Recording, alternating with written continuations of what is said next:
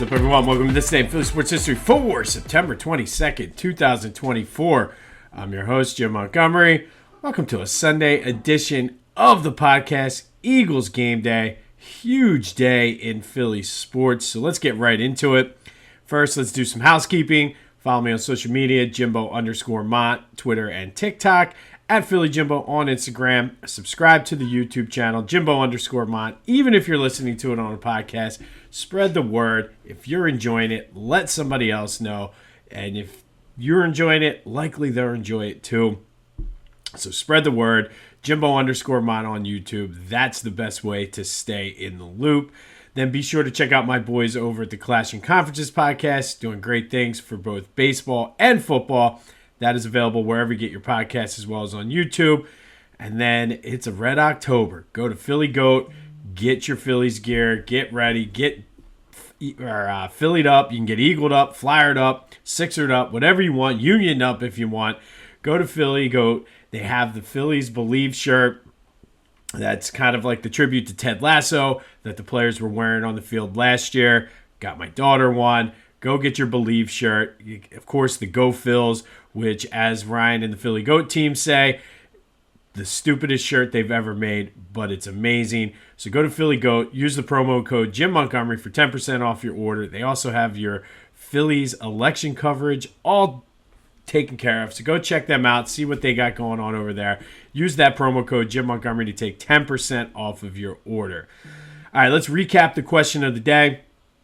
I asked you yesterday, what were your thoughts on Joe's contract extension? 71% of you agreed with me and said it was a good thing. Again, I mean, it's more of a formality than anything, but I think it really hammers home the fact that there's like a 2-3 year window right now for them to win a championship. Keeps the big guy happy, one of the all-time greats in Sixers history, who likely will play the majority, the meaningful years of his career anyway. Who knows what happens near the end. But the most meaningful years of his career will be spent with the Sixers, and I'm all for it. Thank you, as always, for participating in the question of the day. 267-495-8531 is the Back to the Future voice and text line. Answer the question of the day. Get anything else Philly sports related off of your chest. This thing has started to blow up in the past couple of weeks, so let's continue that momentum as well. We'll be asking you about the Eagles later in the show. All right, let's start with the Phillies. Is today the day they win the division? I think so. Yesterday's 6-3 loss, and I think what's important to keep in mind is yesterday's game was far more important to the Mets than it was to the Phillies, and I think the Phillies at this point are just navigating through. They know they're going to win the division. They look very, very likely that they're going to get one of those top two seeds as well. So the Mets are fighting for their lives. So this was a huge game for the Mets. Not that the Phillies played that bad. I mean, Ranger was okay. He wasn't great. He wasn't good. I don't know if we need to be concerned because for the most part, he was solid through 3 innings. The offense didn't necessarily give him that much help. But again, Manaea has been lights out during this Mets hot streak. So it was way more important for them. I'm not concerned about yesterday's game. I think with Zack Wheeler on the mound today, they would like to just get the division thing out of the way and then sort of focus on the rest of the season. They have the Cubs, who have been not good lately, and then the Nationals. So let's get it done today. Would love to, as cool as it would be to win it tomorrow in Philly, let's just win it today in New York because that's somewhat gratifying as well, winning it on their home field. And yeah, maybe that's just me being petty because it's the Mets, but in a logistical standpoint, let's just get it over with. Get it over with, and then you sort of get your mindset right then for the playoffs as they go down. Magic number, again, to win the division is 1. They now have a 4-game lead still on Milwaukee, and they're tied with the Dodgers, who both lost yesterday. So the magic number for that 2 seed is 3. They can actually clinch that at some point early this week. And then the magic number for the number 1 seed, due to the tiebreaker with the Dodgers, is down to 7. So big game coming today. Let's get it done. You got Zack Wheeler, your ace, former Met. I'm sure it'll be somewhat gratifying for him to win the division in his former home. So let's just do it today. Get it over with. Come on, Phils. And then we'll be dancing on our own. Pop the bottles of champagne, which I did not buy yesterday. So you can't blame that one on me. But let's do it and just start focusing then on a red October. Before we get into the Eagles, the Savannah Bananas were at Citizens Bank Park yesterday, and I tried hard to get tickets for that. It was a difficult ticket to get. I tried hard through the lottery and everything. But if you're not familiar, the Savannah Bananas are essentially like the Harlem Globetrotters of baseball. They kind of just travel around. It's a lot of fun. They had a lot of good surprises. I was kind of following it on Twitter last night as they were doing. Lots of fun surprises. Shane Victorino was there playing for the Bananas. Jamie Moyer pitched. They brought out Heavy B, Joe Blanton. Very, very loud, roaring ovations for those guys. And then, of course, the big piece came out, and it was just I was very proud to be a Philly fan because of the ovation that Ryan Howard received. I talked about it earlier this week when we did focus on Donovan McNabb. I feel Ryan Howard could be one of the most underappreciated, if not the most underappreciated athlete in Philly sports history. So it was good to see the ovation and the love for the big piece. But it seemed like it was a fun time. Would have loved to have had tickets. If you were down there, call me on the Back to the Future voice and text line. Tell me about the experience because it seemed like it was a lot of fun. And like I said, they're like the Globetrotters of baseball. All right. One last thing. I have to mention this. We haven't talked a lot about them other than that they suck really bad. But my Temple Owls with a 45-29 win yesterday over the Utah State. I think they're the Tigers or the Wildcats, or let me actually look that up. I forget, or the Aggies maybe. Either way, great win for them. First win of the season. And yeah, they're the Aggies. And it was very fun following that game and just seeing them. I caught the very beginning of it. But a great win for my Owls over Utah State. And I have to mention this because Maddox Trujillo, I think that's his name, Hilo or Trujillo, set a record yesterday for Lincoln Financial Field. Temple's kicker right before the half.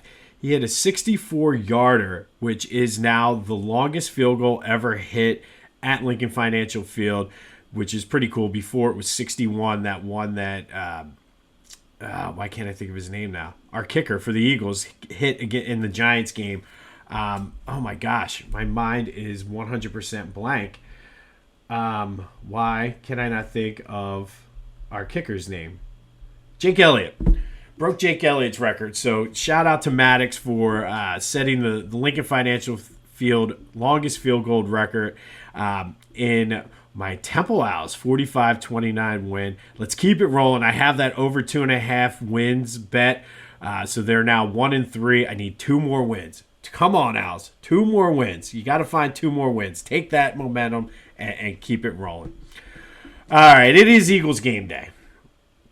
And currently the line as of recording time was +3. The over-under is 49.5. And I think let's take a step back and do one last look at that Falcons game because I do think there are some positives to take away from that. The defense did only give up 15 points until the last drive. And yes, it was Kirk Cousins on one leg or whatever you want to say. But they gave up some big chunk yards. But just like the game against the Falcons, the Packers, they were able to make the stops when they needed. And until that last drive when they couldn't stop anybody, they gave up 15 points. So that is a positive there. Despite the fact they couldn't stop the run, despite the fact they had 0 pass rush, they only had given up 15 points in that. And you got to expect your offense, as explosive as it is going to score more than 21. The other positive is Jalen Hurts looked solid until the last drive. I think they came into the game, not really the game plan all week. I'm sure they were expecting AJ, who got hurt and had that hamstring tightness midweek in practice. So the game plan was already probably in place. that they were going to have AJ. So maybe we can chalk that up. But again, the negatives still are outweighing the positives. Had something good happen on that last offensive drive, or the defense had made a stop on the last defensive drive, we might be having a different conversation this week. So that's all positive, but the fact that those last drives happened, that Jalen once again made a horrible decision in a big moment, the fact the defense couldn't get out of their own way on that last drive, that is what was clouding everyone's judgment this week. This team is very close to being 2-0, but at the same time, they're very close to being 0-2. So I would have to say they're fortunate right now to be 1-1. And heading into this game with the eye test, I mean, the Saints, if you just forget numbers, forget anything, the Saints have been rolling. And the Saints should blow the Eagles out of this game. I mean, the Eagles are giving up 160 rushing yards a game. The Saints are averaging 185.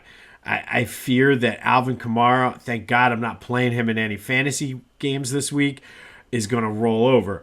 But everybody's talking about the Saints offense. They're averaging 40 points a game through 2 games, what they did to Dallas and all of that. But I think that what people aren't talking about with the Saints is the defense, who's only given up 273 yards per game. Now, is that because of who they're playing?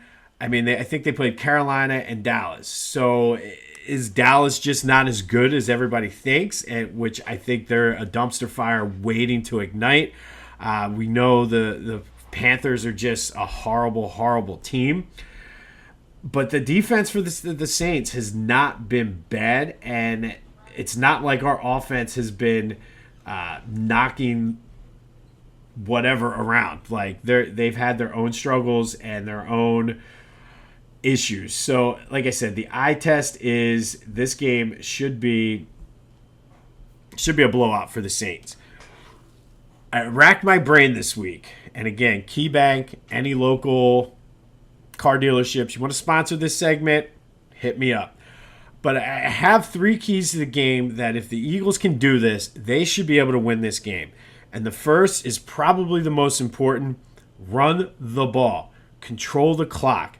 I mean, if Jalen doesn't get to 200 yards passing today, but they run the ball 30, 35, 40 times, I think they're going to be in good shape. I think you have allegedly, and I'll put it in air quotes, the best O-line or one of the best O-lines in football. It's time to go out there and prove it. Go out there, dominate the Saints, because I'm not sure their defense is that good. I think it's more of a testament to how bad the Panthers and the Cowboys are. But go out there, pound the rock. I want to see a heavy dose of Saquon. I want to see Kenny Gainwell in there. Give me some Jalen Hurts design runs, whatever we need to do. Pound the rock. Just put your will out there as the offensive line and open up the pass. And for Jalen, take what the defense is going to give you. If that is Dallas Goedert, is that if swing pass, and be like hopefully with a better game plan. There was plays where if they played it right, Devontae had whoever he was guarding him last week on Atlanta, had him deep. So let's make smart decisions, but it comes down to pounding the rock, control the clock, slow down the Saints offense, and kind of put them more in a desperation mode, in a hurry-up mode where they're trying to push and do things. And I mean, it's the best way to neutralize an offense that likely is going to dominate your defense. Second key to the game, speaking of that defense, I just need everybody to, as Bill Belichick used to say, and I know that's a funny name this week to bring up, but Bill Belichick used to say, do your job. And that's what I need this defense to do. Guys on the end, contain. There was no containment last week, and that helped allow and Bijan to have the yards that he did. And I mean, that goes back to the Packers game too. They did not contain. So contain the outside, keep everything, force it toward the middle. And then Jalen Carter and Jordan Davis, plug those gaps, eat up blockers, and let the linebackers make plays. Now, linebackers, I need you to make those plays. I need Zach Bond to go back to where he was in Brazil. I need Nakobe Dean to figure it out. Prove that you're not a bust. Just do what you're supposed to do. Do your job. And then in the secondary, just good coverage. Just cover your man, no breakdowns, communicate, and basically go back to the basics. And I know Vic Fangio talked about this, but that's what I need from the defense. Do your job. Don't try to press. Don't try to do this. Allow the game to come to you. But as long as you're doing your job, they should be okay, because there were glimpses in that Packers game, and really for the 3.75 quarters against the Falcons, where they only gave up the 15 points. So it's there. I just need you to do your job. Specifically, the guys on the outside, contain, force it into the middle, and allow the guys that are supposed to tackle to make the tackles. But it all starts up front. And finally, get some turnovers. Listen, they've had one turnover this year. They're -3 on turnovers this year, but they've only had the one interception in against Green Bay, and that's an issue. And if you go back to 22, that's when they were forcing turnovers. They had I don't know if they set the team record, but they had a ridiculous turnover margin. And -3 through 2 games is not good, especially when you've only gotten one. So force some turnovers. Derek Carr is not Peyton Manning. And go after the ball. Be aggressive, too. Especially the guys in the secondary. I know I just said do your job and have good coverage, but this is where the communication comes down. Quinyon Mitchell, big play slay. Be aggressive. Make some big plays. That means whether or not C.J. Gardner-Johnson is playing today, who's I believe is a game-time decision, should not matter. Be aggressive. You need to, and I don't know if that means dial up some blitzes, Vic, but I think you got to be somewhat aggressive to force the ball. Go after the ball. Punch the ball. I was watching the Michigan game yesterday, and Michigan just was trying to run out the clock, and USC guy came in and literally punched the ball out of the running back when he was in the pile. That's the kind of things I need to see. Jim Johnson's defenses used to do that all the time. We need to force turnovers. So those are the 3 keys to the game. Run the ball to control the clock. Defensive guys, do your job and don't play outside of what you're supposed to do. And then try to get some turnovers. You got to at least be positive on the turnovers. So that comes back then to Jalen and the offense as well. Now, as far as our official pick, we're 1-1 so far on the season, and I personally do not think the Saints are as good as they have been. I think they played a terrible Carolina team who knows what's going on with them. They benched their quarterback. They're a mess. You have the Cowboys, who, like I said, I don't think they're as good as everybody says they are. So, okay. The Saints, they're 2-0 to their credit. They're scoring over 40 points a game. I just don't think they're as good as they are. I think they're going to come back down to earth. Is this the week? Who knows? I also don't think the Eagles are as bad as they played last week. I think they're a better team than what they played down in Brazil as well. So what does that mean? I think this is going to be a close game. I don't think either team is going to blow the other one out. I just think it's going to be a close game. And with a spread of 3, I think that is the perfect spread. I think this is a 3-point game. But I can't pick the Eagles. I cannot pick the Eagles until the defense shows me that last drive was more of an anomaly than the norm. So I also cannot pick the Saints because I do think this is going to be a close game. I know it's kind of a cop-out, but I'm not picking either team. I don't know what to expect from the Eagles. Could the Saints blow the Eagles out? Absolutely. Could the Eagles blow the Saints out? Absolutely. I just don't know which way this is going to go. That is a good line. I think it's going to be a close game. But I'm looking at this total. I'm kind of surprised that it's only 49.5. And I know you don't get a ton of games, over-unders that are higher than this in the NFL. I still think this is low. I think there's going to be some points on the board. I see like a 31-28, somewhere in that range game. Both teams might score 30 points. I'm going with the over as the official play. So we're going over 49.5 for the Eagles-Saints official play. Can the Eagles win? Sure. I told you what they need to do. Can the Saints blow the Eagles out? Absolutely.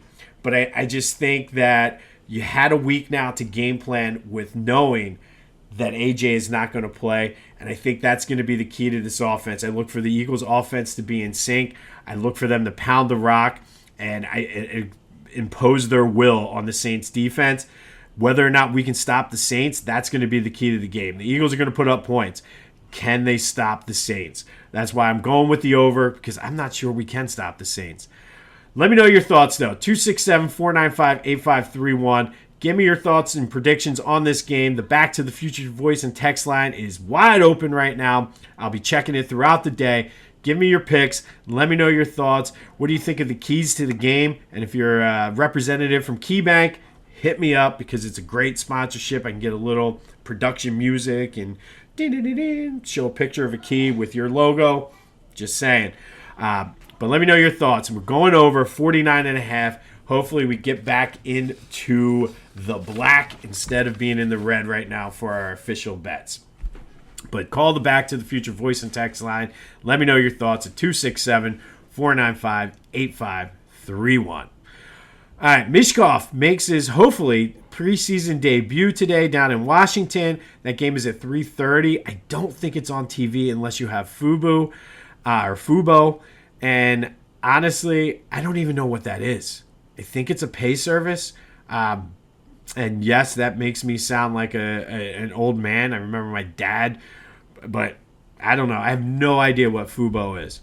So if you can let me know what Fubo is, maybe I can try to watch some of this game. Union also have a huge game tonight, 6:15 down in Chester. They're taking on DC United, who they're currently tied with in the standings. So this is a huge game as they're trying to make a playoff push and get firmly into the playoff picture and get out of that wild card, get up to that 7th seed. But huge game tonight for the Union. All right, going to do a little bit of Phils today. And today we're going to go back to 2008. And hopefully this is what's going to bring the Phillies some luck and magic today up in New York. But on this day, the Phillies beat the Braves 6-2 down at Citizens Bank Park. Shane Victorino went 3 for 4 with a triple and a run score. Pat Burrell hit a 3-run homer, and that home run was the 18th straight game that the Phillies had hit a home run, which was and still is a team record. It was their 10th win in their last 11 games, but I mean they just got on a hot streak, and they ended up hitting 26 total home runs during that 18-game streak. It started on September 3rd. And when it started, the Phillies were 3 games back. After this win against the Braves, the 18th straight game with a home run, they were up 2.5. They ended up winning the division by 3 games, and we all know how magical that season ended. But on this day in 2008, Phillies beat the Braves 6-2. Pat Burrell with a 3-run shot, which was the 18th straight game that the Phillies had hit a home run in, which was a team record. Unfortunately, the streak did end the next night against Atlanta. But when it was all said and done, 26 total home runs, Phillies went from being 3 games back to up 2.5. And that streak and that stretch in September, where they won 10 out of 11 games, really propelled them to the division. And they got hot, and we all know how that season ended. Love to see this season end that way. But that happened on this day in 2008. All right, today, in honor of the Flyers kicking off the preseason slate, we're going to go with our Philly sports villain. And today it's Chris Gratton. And this was a whole crazy saga. And the backstory is the Flyers, Bobby Clark always loved him and was trying to draft him. Flyers at the time didn't necessarily have a need for a center. This was around the 1997 offseason. And they attempted to sign him as a restricted free agent, and they front-loaded it, knowing that Tampa Bay didn't have the resources or the funds to match it. Well, the Tampa Bay GM was like, no, Bobby, I'm going to outsmart you here. And then pulled I couldn't read the facts. And kids, back in the day, before email, before all of this official stuff, docs to sign, and all this fancy digital stuff we had, you used to have to put a piece of paper through basically what was a printer, dial a number, and hit send.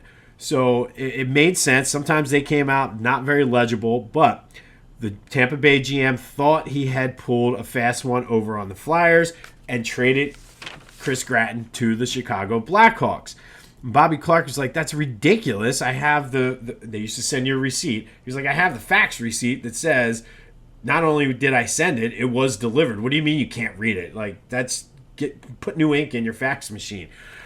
Did go to arbitration. The NHL did rule that the Flyers deal was good, and Tampa Bay was on the clock to try to match the offer sheet if they wanted to keep Chris Gratton.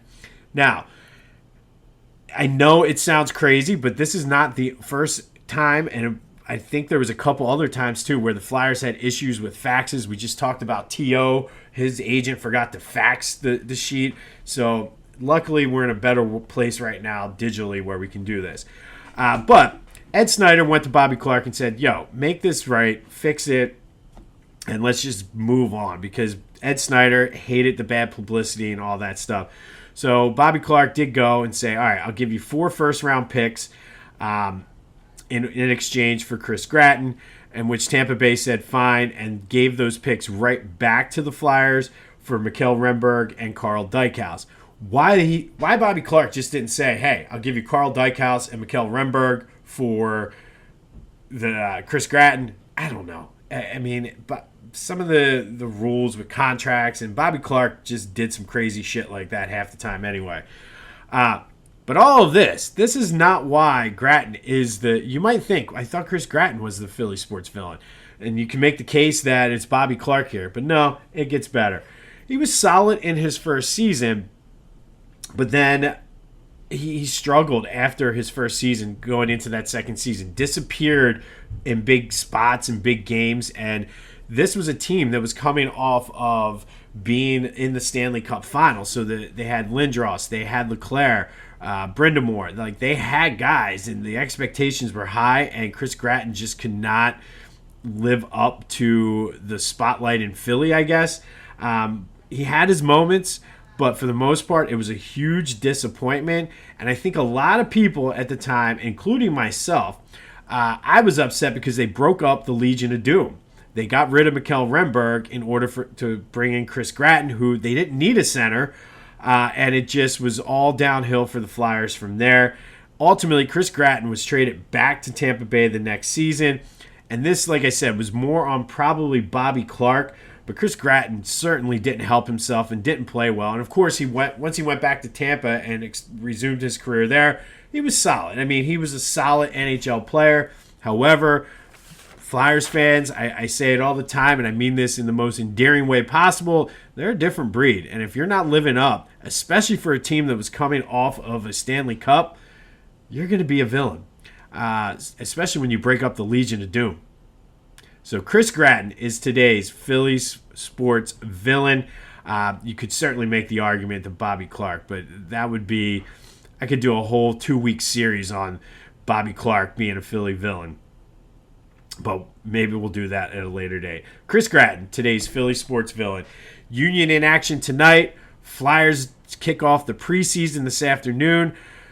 On this day back in 2008, Phils beat the Braves 6-2.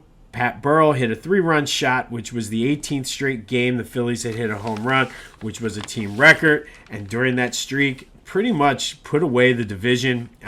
So hopefully that translates how many ever years later now, and the Phillies can close out the division up in New York and stick it to the Metropolitans. I saw somebody put that on Twitter, that their mom calls them the Metropolitans, which is their government name, and I kind of like that. The Metropolitans instead of calling them the Mutts. So let's go, Phils. Beat the Metropolitans today and bring home the first division since 2011. Be sure to let me know what your thoughts are on the Eagles game. I'm not confident. I think we're going to see some points, but I'm not confident in a win. Maybe you can talk me into it. 267-495-8531. That'll get you in. But the official bet, we're going over 49.5. I think we're going to see an offensive slugfest in this game. Kudos to my Temple Owls for winning. I mentioned the division. Be sure to get anything else Philly sports related off of your chest. Get your Eagles picks in on the Backs of the Future voice and text line 267-495-8531. This has been This Day in Philly Sports History for September 22nd, 2024. My name is Jim Montgomery, and hopefully this brings a little bit of luck, but we're going to go a little different for the sign-off. Go have yourselves a Sunday, a good first day of fall, and until next time, go Phils.